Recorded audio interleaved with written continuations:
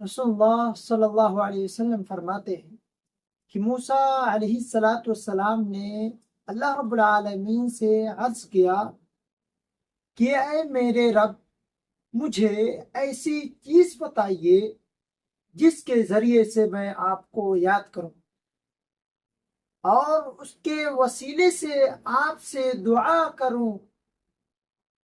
تو اللہ رب العالمین نے فرمایا، موسیٰ لا الہ الا اللہ پڑھا کرو۔ موسیٰ علیہ السلام نے عرض کیا، اے میرے رب، اسے تو تیرے سارے ہی بندے پڑھتے ہیں۔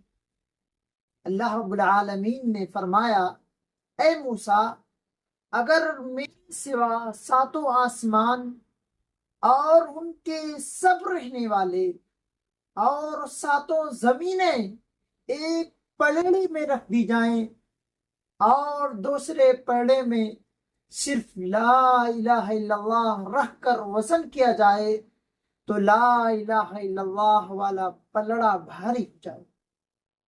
میرے بھائیو، آپ سوچئے کہ صرف لا الہ الا اللہ کا پلڑا پوری آسمان و زمین اور اس میں جو کچھ بھی مخلوقات ہیں تمام پر لا الہ الا اللہ بھاری ہو جائے۔ لہذا ہمیں چاہیے کہ اپنے عقیدے کو مضبوط کریں، اپنے عقیدے کو تھامے رکھیں، ورنہ اگر عقیدہ صحیح نہ ہوا، عقیدہ درست نہ ہوا تو ہم ہر ایک چیز سے محروم ہو جائیں گے۔